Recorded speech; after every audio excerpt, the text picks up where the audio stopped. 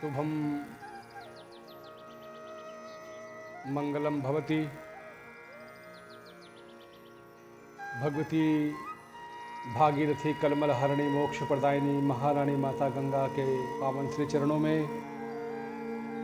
देवाधिदेव महादेव अकारण करुणावरुणालय लोक लोकाध्यक्ष त्रिभुवनपति कृपा मूर्ति वात्सल्य मूर्ति प्रेम मूर्ति करुणा मूर्ति दयानिधि दयासागर महादेव के अत्यंत सन्निकट उनके सानिध्य में उनकी छत्र छाया में उनकी कृपा के नीचे हम सभी आज प्रातःकालीन सत्संग सत्र का शुभारंभ आपकी जीवन में सुख समृद्धि संयम सदाचार आह्लाद आनंद प्रसन्नता प्रफुल्लता एक नैसर्गिक आनंद रहे ऐसी कामना करता हुआ आज के सत्र को आगे ले चलते हैं। श्रीमद्गणेशं जगदम्बिकांशं श्रियं श्रियां देवनदीं च विष्णु सत्यं श्रियं मोदकमञ्जुहस्तं गोपालबालं हनुमन्तमीडे वन्दे देव उमापतिं सुरगुरुं वन्दे जगत्कारणं वन्दे पन्नकभूषणं मृगधरं वन्दे पशूनां पतिं वन्दे सूर्यशशाङ्कवन्दनयनं वन्दे मुकुन्दप्रियं वन्दे भक्तजनाश्रयं च वरदं वन्दे शिवं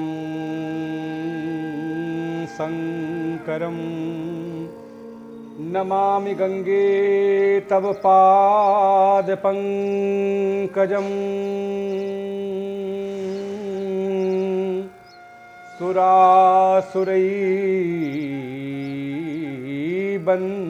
सुरासुरैर्वन्दितदिव्यरूपं भुक्तिं च मुक्तिं च ददासि नित्यं भावानुसारेण सदा नराणं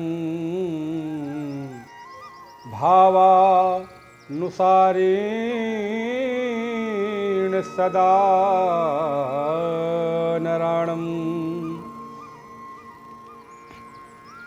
हम सभी के जीवन में जो रिक्तता है, जो अल्पता है, जो मूढ़ता है, जो शून्यता है, जो अभाव है, तंगी है, जो अत्यंत विपन्नता है, मन के हारे हार है, मन के जीते जीत या मन ही से होएगी पार ब्रह्म से प्रीति। कई बार तो हम लोग मन से ही थक जाते हैं, हार जाते हैं, निराश हो जाते हैं, व्यग्र और व्यथित हो जाते हैं। बहुत बार जीवन में अभाव है नहीं, परंतु फिर भी एक अप्रत्यक्ष भय, भ्रम, अकारण चिंता जब मूल में बैठते हैं खोजने के लिए कि इस चिंता का कारण क्या है, जो चिंता रूपी ज्वार भाटा बार बार हृदय में आ रही है, आखिर इसके मूल में कौन है। तो कोई बहुत ही प्रभावशाली कारण उसके होते नहीं हैं, फिर भी अकारण ही मन में भ्रम और भय की स्थिति रहती है।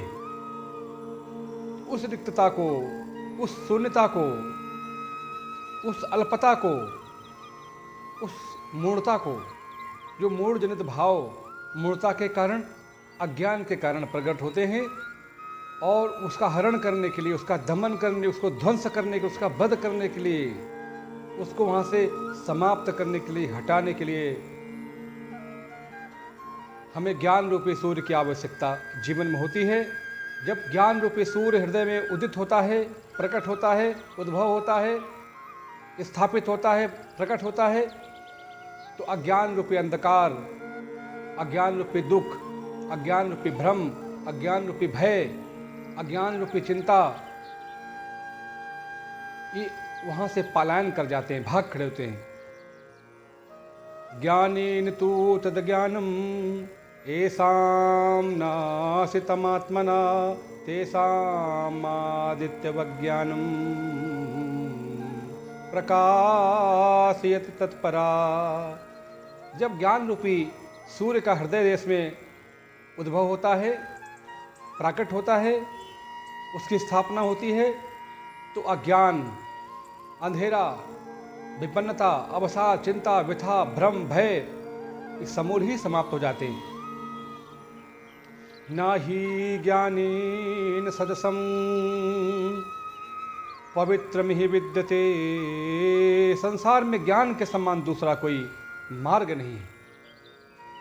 ज्ञान के समान कोई अस्त्र नहीं है, ज्ञान के समान कोई शस्त्र नहीं है, ज्ञान के समान दूसरा कोई उपाय, कोई संकल्प, कोई ऐसी स्थिति नहीं जो आपको उस अप्रत्यक्ष भय से, अप्रत्यक्ष दुर्भिक्ष से, अप्रत्यक्ष चिंता और कुंठा से, ग्लानि और जो मन में एक अप्रत्यक्ष अभाव सा उत्पन्न हो रहा है, जो एक भय का वातावरण हृदय में, मन में, मस्तिष्क में उत्पन्न हो रहा है, उसको भगाने का, हटाने का दूसरा कोई मार्ग नहीं है।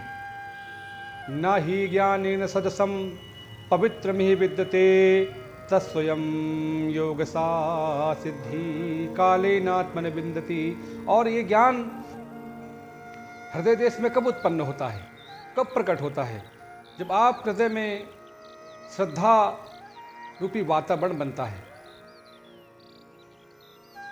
जैसे ऊसर बीज में, ऊसर भूमि में जहाँ पे उर्वरा शक्ति नहीं है, जो बंजर है, मरुस्थल है, मरुस्थल में बंजर भूमि में कोई बीज डालो तो वातावरण मिलने के बाद भी, बीज खाद पानी पड़ने के बाद भी, बहुत चतुर्मालू होने के बाद भी, फिर भी उसके बीज का अंकुरण संभव नहीं है।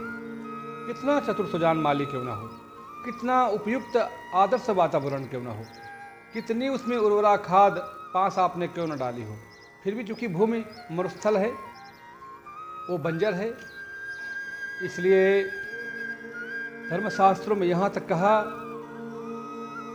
कि काम ही ज्ञान लोभी हरि कथा ऊसर बीज बये फल जथा।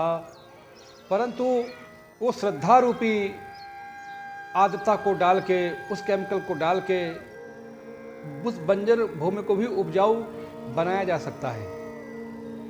जब आपका हृदय देश एक उर्वरा शक्ति से भरा हुआ होगा तो जो भी बीज आप डालेंगे धर्म के, अध्यात्म के,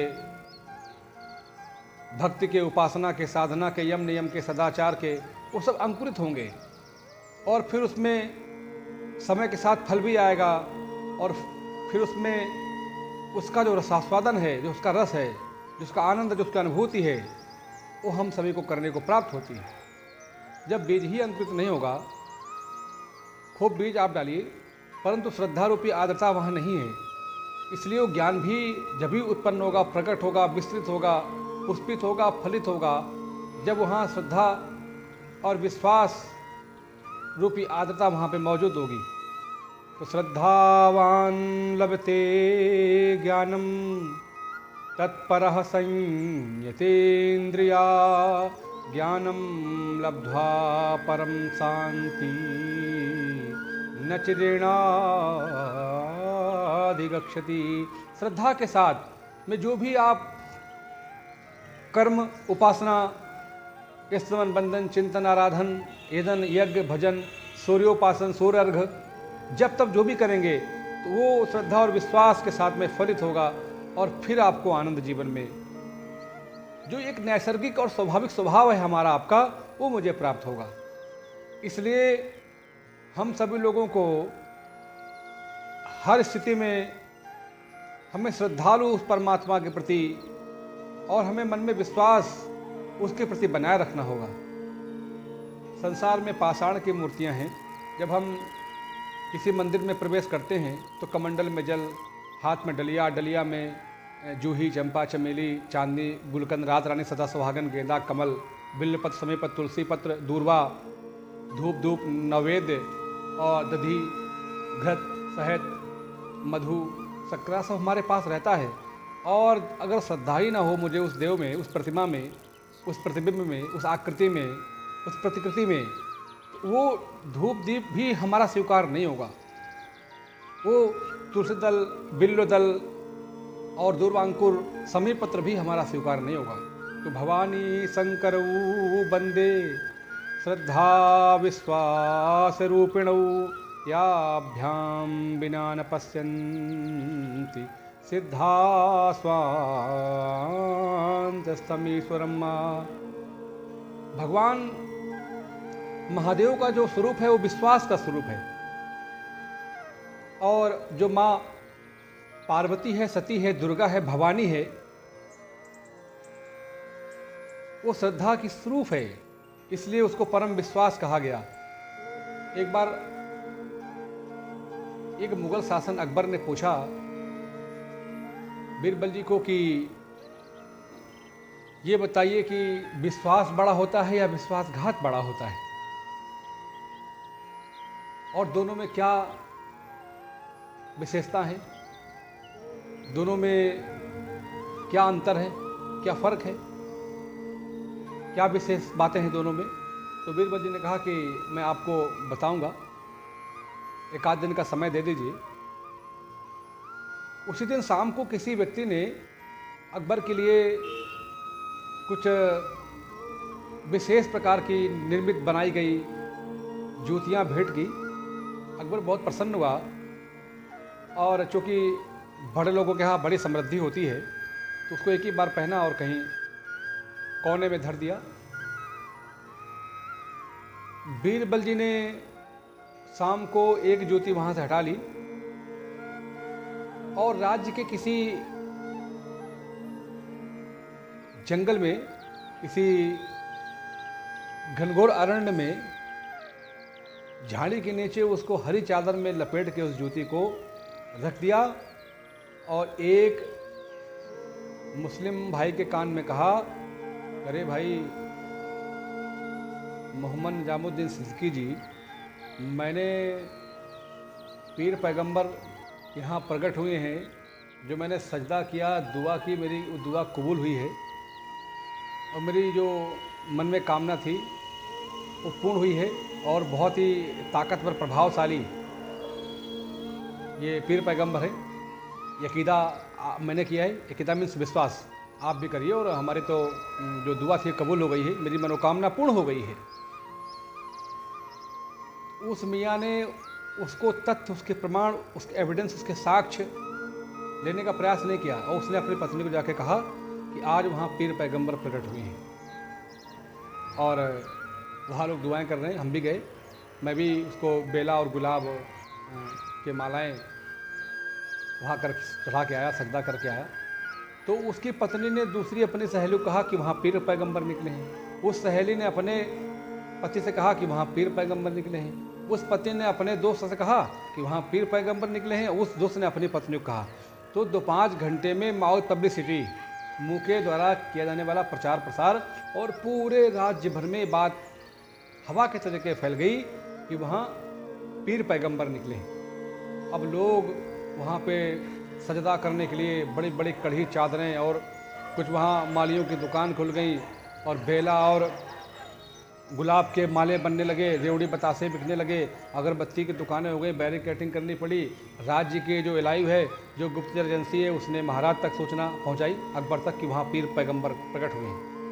तो अकबर भी इतना बड़ा शासक होने के बाद भी राज्य में चूँकि सब लोग जा रहे हैं, सब कर रहे हैं, तो मुझे भी करना चाहिए। बोले, अरे बीरबल, वहाँ पीर पैगंबर निकले हैं, चलना है सजदा करने, चादर चढ़ाने। तो राजा का जो पोर्टफोलियो होता है, प्रोटोकॉल, उसकी पूरी तैयारी हो गई। वहाँ लोकल अधिकारियों को सूचित कर दिया गया कि अकबर वहाँ चादर चढ़ाने आ रहे हैं। अकबर अपने भारी लाव लश्कर के साथ अमात्यों, सेवक सतियों, अतिरथी, महारथी, सेनापति, सचिव, सेठ साहूकार और दास दासियों के साथ, मंत्री परिषद के साथ चद्दर लेके वहाँ पहुँचा। और जब वो लगभग 500 मीटर की जगह बची तो पैदल चल के वहाँ पहुँचा और हाथी घोड़े के तरतबे बाहर रोक दिए। अत्यंत भरा विश्वास से और यकीने से जैसे ही वो चद्दर लेके वहाँ पहुँचा, बीरबल जी साथ में थे और वो एक झटके में वो जो हरी चादर थी जो उड़ा के रखा था जूते में, बीरबल जी ने वो निकाल दी उससे। वो जूता जो वहाँ से चोरी हुआ था राज्य से, जो एक जूता लेके आए थे बीरबल जी, वो जूता वहाँ रखा। तो बहुत नाराज हुआ अकबर, बोले बीरबल ये क्या गुस्ताखी है? तो बीरबल जी ने कहा कि गुस्ताखी माफ़ की जाए महाराज, यह है विश्वासघात। आप वहाँ से यहाँ तक आए, ये था विश्वास और यह है विश्वासघात। तो बिना विचारे जो करे सो पाछे पछताए, काम बिगाड़े आपनु जग में हो ये हंसाए। विश्वास भी करने, सांसारिक बातों में विश्वास मत करिए, और विश्वास करिए तो बहुत परख लीजिए। कुछ तथ्यात्मक हो, कुछ वैज्ञानिक हो, कुछ पौराणिक हो, कुछ ऐतिहासिक हो। हमारे क्या उसको किया पूर्वजों ने कि तात्कालिक घटना है, तात्कालिक बात है, हम यूं ही विश्वास कर लें। तो बात आती तो हम क्या करें? क्या हम भी तो अविश्वास करें? हमारे यहाँ अविश्वास की गुंजाइश नहीं है। भगवान श्री कृष्ण कहते हैं कि तुम वही करो जो तुम्हारे पूर्वजों ने किया है। एवं ज्ञात्वा कृतं कर्म पूर्वैर्च मुमुक्षुभिः कुरु कर्मेव तस्मात् त्वा पूर्वैः पूर्वतरं कृतं। वही करो जो तुम्हारे किया है पूर्वजों ने। और हमारे पूर्वज कौन थे? पुलहस्थ, पुलह, अंगिरा, मारीत, करदम, सौवर, पिरपिला, च्यवन, पाराशर, देवल, असित, नारद, पातांजलि, ये हमारे पूर्वज थे। इन्होंने, और वशिष्ठ, विश्वामित्र, लोमस, तापस, अंगिरा, ऐसे महानतम विद्वान जो सीधे जिनकी ब्रह्म से टॉक होती थी, चर्चा होती थी, बात होती थी, संबंध होते थे, ऐसे हमारे पूर्वज रहे और उन्होंने इन ग्रंथों की रचना की। और ग्रंथ तो कहते हैं कि उस ज्ञान को प्रकट करो। वो ज्ञान जो परमात्मा है, वो ज्ञान स्वरूप है, वो ज्योतिष स्वरूप है, आनंद स्वरूप है, आह्लाद स्वरूप है। ज्ञान का केवल मतलब ग्रंथों का अध्ययन केवल नहीं है। यावानर्थ उदपाने सर्वसासम प्रोतोदकै तावान सर्वेषु वेदेषु ब्राह्मणस्य विजानता। जैसे समुद्र के पास में जा कर के जब अथाह जल समूह जीव देखता है, प्राणी देखता है, मनुष्य देखता है, तो छोटे छोटे गड्ढे और छोटे छोटे जलाशय उसको आकर्षित नहीं करते, उसके प्रति उसकी आसक्ति नहीं होती है। उसी प्रकार से जब व्यक्ति के हृदय में ज्ञान का उद्भव हो जाता है, ज्ञान का प्रकाश, ज्ञान की ज्योति जग जाती है, जगमगा जाती है, वो जलने लगती है, तो एक समय के साथ एक ग्रंथ भी उसको, वेद भी उसको प्रभावित नहीं करते। वो परम ज्ञान क्या है? आत्म साक्षात्कार, आत्मनिरीक्षण, आत्मोत्थान। जब लगे कि मैं अपने नैसर्गिक स्वरूप को, अपने स्वभाव को मैं पहचान गया हूँ, या उसको देख पा रहा हूँ, उसको महसूस कर पा रहा हूँ, मैं उसको सुन पा रहा हूँ, तो आप फिर समझ लें कि ज्ञान की प्राप्ति आपको हो गई है। क्योंकि ज्ञान वो ओमकार ज्ञान है, वो ओम ही है ज्ञान। जैसे सारे वेद, पुराण, शास्त्र, श्रुति, स्मृति, इतिहास, जितना भी कुछ निकला है भंडारण ज्ञान से संबंधित, वेद से संबंधित, वो सब ओमकार से ही उसका प्राकट्य हुआ है, उद्भव हुआ है, वहीं से सब उसका सृजन हुआ है। इसलिए ओम इत्यैकाक्षरम नित्यम व्याहरण माम मनुस्मरण या प्रयात त्याजन देहम सा याति परमाम गतिम। ओमकार को हमारे जीवन के व्यवहार में हमें लाना चाहिए। ओम जब श्वास अंदर जाए तो ओम, जब श्वास बाहर आए तो ओम। तो वो ऑटोमेटिक एक नेचुरल प्रोसेस है कि जो अंदर ज्ञान की ज्योति है, अर्थात वो जो आत्मा है वो एकदम चैतन्य भाव में आने लगती है। वो अभी सुसुप्ति अवस्था में है। हालांकि आत्मा के विषय में ये भी कहा गया है कि वो सोती नहीं, जगती नहीं, चलती नहीं, फिरती नहीं, खाती नहीं, पीती नहीं, उठती नहीं, बैठती नहीं, वो एकदम निष्पक्ष है, वो साक्षी है, हर कर्म की साक्षी है। वो कभी छोटी बड़ी मझोली नहीं होती है, कभी उसमें मलिनता नहीं आती, कभी नहीं आती। उसके विषय में बहुत कहना बहुत कठिन है। जब अर्जुन ने पूछा कि प्रभु हमको आत्मा के संबंधित बताइए, उसका नाम रूप गुण, उसका स्वभाव, उसका प्रभाव, तो भगवान कहने लगे कि बहुत कठिन है। आश्चर्यवा पश्यति कश्चिदेन माश्चर्यवत् तथैव चान्या आश्चर्यवच्चैन मुन्या शृणोति श्रुत्वाप्येनं वेदना चैव कश्चित्। उसके विषय में बहुत कठिन है बोलना, और मेरे द्वारा यदि बोल भी दिया जाए तो तेरे लिए सुनना बहुत कठिन है। अगर तू कदाचित सुन भी ले तो उसका अनुभव करना बहुत कठिन है। इसलिए आत्मा बाल के अग्रभाग को 1000 टुकड़े करो और उसके भी कई टुकड़े करो, फिर भी इतनी छोटी, इतनी सूक्ष्म है, उसके विषय में बोलना, कहना, समझना बहुत मुश्किल है। परंतु शास्त्रों ने उसके विषय में कहा कि कभी सोती नहीं, जगती नहीं, उठती नहीं, बैठती नहीं, खाती नहीं, पीती नहीं, चलती नहीं, वो कभी सुखी नहीं होती, कभी दुखी नहीं होती, कभी उसको सर्दी नहीं लगती, कभी गर्मी नहीं लगती, कभी बरसात उसको प्रभावित नहीं करती, कभी नहीं। ये वर्षा ऋतु, हेमंत ऋतु, बसंत ऋतु, ग्रीष्म ऋतु, शरद ऋतु, शिशिर ऋतु, ये महीने, ये वार, ये पखवारे, ये पल, ये मिनट, ये राशियाँ, ये घड़ी, ये नक्षत्र, ये चौघड़ियाँ, उसको कुछ प्रभावित नहीं करता। एकदम निष्पक्ष भाव से आत्मा रहती है। सदसम चेष्टते स्वास्या प्रकृतिर्ज्ञानवानपि। वो एकदम साक्षी बन के आप हृदय में स्थापित है। हर घटना, हर कर्म, हर वक्तव्य, हर व्यवहार, हर आचरण की साक्षी है। इसलिए अत्यंत सावधानी पूर्वक जो भी आप करो, अच्छे या बुरे कर्म, वो बहुत सावधानी पूर्वक करने चाहिए। और जब ज्ञान का दीपक आप हृदय में जल जाएगा तो और भी आप एकदम सजग और चैतन्य और सावधान हो जाएंगे। फिर आपके जीवन में कभी अभाव, कभी विपन्नता, कभी रिक्तता, कभी शून्यता, कभी मूढ़ता, कभी अल्पता नहीं रहेगी। और जो लोग अश्रद्धा रखते हैं मन में, अरे सब ऐसे ही है, ऐसे ही है सब कर्मकांड। आज के बाबा लोग, सब साधु लोग, ब्राह्मण लोग, पंडित लोग, पुरोहित, सब अपने खाने कमाने के रास्ते हैं। जो ऐसी बातें लोग करते हैं, जो अश्रद्धालु हैं, अविवेकी हैं, अज्ञानी हैं, जो मूढ़ हैं, मंद हैं, आगक्षा श्रद्धा नक्षा संशयात्मा विनश्यति नायम लोकोऽस्ति ना परो ना सुखम संशयात्मनः। वो प्राणी, वो मनुष्य, वो जीव ना तो ही लोक में प्रसन्न रहते हैं, ना इस लोक में सुख और समृद्धि को प्राप्त करते हैं, बल्कि उस लोक में भी बहुत दुखी होते हैं। यहाँ तो कुछ उन्हें मिलता ही नहीं है, पर लोक भी बहुत खराब होता है। ऐसा हम कुछ लोग मानते हैं कि परलोक जैसी कोई जगह नहीं है, स्वर्ग नरक जैसी कोई जगह नहीं है, दूसरा जन्म नहीं होता है, जन्म मृत्यु की बातें झूठी हैं। अभी इंजॉय कर लो, आनंद ले लो, कौन जाने कि उस जन्म में कहाँ जाओगे, है भी कि नहीं है। परंतु शास्त्रों ने, पुराणों ने, वेदों ने, स्मृतियों ने गाया है, और सैकड़ों ऐसे उदाहरण हमारे समक्ष प्रस्तुत हुए हैं जहाँ कि हमने देखा है कि पूर्व जन्म की कथाएं लोगों को याद हैं। अभी भूटान का एक राजा, वो तक्षशिला आया था, उसने बताया कि इस कमरे में हम पढ़ते थे, यहाँ हम बैठते थे, यहाँ हम खाते थे, यहाँ हम घूमते थे, यहाँ चलते थे। तो छोटा सा बालक भूटान की राजकुमारी और राजकुमार वहाँ के साथ में लेके आए, और वो तक्षशिला की पहाड़ियों में, वहाँ के महलों में गए, और उस बालक ने सब एक एक चीज़ बताई कि ये अध्यापक मुझे पढ़ाते थे, ये विषय हम पढ़ते थे, इस कक्ष में हम शयन करते थे, इस कक्ष में हम अध्ययन करते थे, यहाँ पे हम प्रातःकालीन हम भ्रमण करते थे। तो पूर्व जन्म में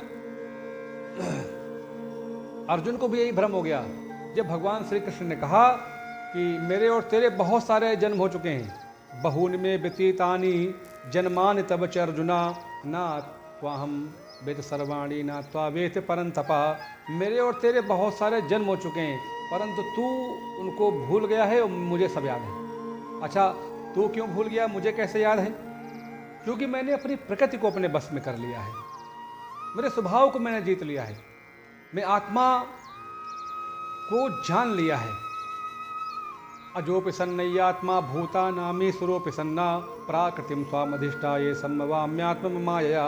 मैंने अपने आप को जाना, मैंने अपनी चित्त वृत्तियों में निरोध किया, मैंने अपने स्वरूप को पहचाना, और तेरे अंदर एक माया का बहुत बड़ा एक लेयर, एक चादर उड़ गई, अज्ञान की, अल्पता की, मूर्ता की, अविवेक की, जिसके कारण तू अपने स्वरूप को नहीं समझ पाया।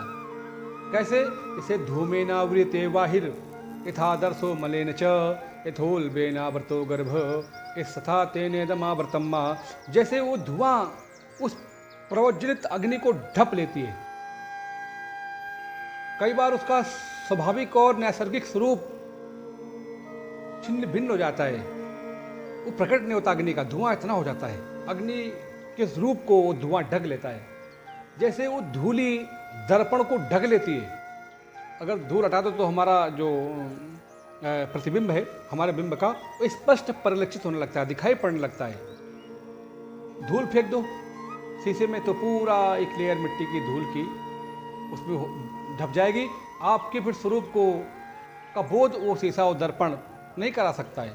जैसे गर्भ को एक जारा ढक लेता है, उसी प्रकार से उस सनातनी ज्ञान को, जो आप सनातन आदि से परमात्मा के साक्षात स्वरूप ही तो हैं, परंतु उस अज्ञान के कारण, अविवेक के कारण, मोह के कारण, मद के कारण, दंभ के कारण, द्वेष के कारण, भ्रम के कारण तुम्हें लगता है कि मैं अरुणपुरी हूँ, मैं महंत हूँ, योगी हूँ, यति हूँ, भंडारी हूँ, कुठारी हूँ, पुजारी हूँ, कारवारी हूँ, मैं उपाचार्य हूँ, आचार्य हूँ, शंकराचार्य हूँ, महामंडलेश्वर हूँ, मैं गुप्ता हूँ, जाखोदिया हूँ, डालोरिया हूँ, अग्रवाल हूँ, मैं चौहान हूँ, तोमर हूँ, जादौन हूँ, मैं शेखावत हूँ, मैं महाना हूँ, दुग्गल हूँ, टंडन हूँ, भाटला हूँ, कपूर हूँ, खत्री हूँ, मैं भाटिया हूँ, मैं मिश्रा हूँ, दुबे हूँ, त्रिवेदी हूँ, चतुर्वेदी हूँ, पांडे हूँ, वाजपेयी हूँ, शुक्ला हूँ, उपाध्याय हूँ, अग्निहोत्री हूँ, पाठक हूँ, अवस्थी हूँ, मैं चटर्जी हूँ, बनर्जी हूँ, उपाध्याय हूँ, चट्टोपाध्याय हूँ, मैं बहुत कुछ हूँ, मैं जो हूँ वो नहीं हूँ। मैं हिंदू हूँ, मुसलमान हूँ, सिख हूँ, ईसाई हूँ, और यजिदी हूँ, हाथी हूँ, घोड़ा हूँ, बैल हूँ, मनुष्य हूँ, राक्षस हूँ, यक्ष हूँ, गंधर्व हूँ, किन्नर हूँ, जो हूँ नहीं हूँ और सब कुछ हूँ। ये अज्ञान का एक लेयर है। अज्ञान की वजह से जो हमारा मूल सहज स्वरूप है वो बहुत दूर है, और जो हम हैं वो है नहीं, जो नहीं है वो है। इसलिए आप हर समय श्रद्धा को बनाए रखें, क्योंकि आगक्षा श्रद्धा नक्षा संशयात्मा विनशति नायम लोकोस्ति ना परो ना सुखम संशयात्मनः। उस जब सहज स्वरूप को आप प्राप्त कर लेंगे तो चेतन अमल सहज सुख राशि ईश्वर अंश जीव अविनाशी, और उस स्वरूप को आप प्राप्त कर लेंगे वो जिससे आप कनेक्ट हैं, डिटेच हैं, जुड़े हुए हैं। परंतु अज्ञान के कारण हमें लगता है कि हम बहुत गरीब हैं, बड़े विपन्न हैं, बड़े तंग हैं, बहुत हम असहाय हैं, मलिन हैं, म्लेच्छ हैं, त्याज हैं, हे हैं, जबकि तुम समृद्धि, सुख, आनंद के साक्षात स्वरूप हो।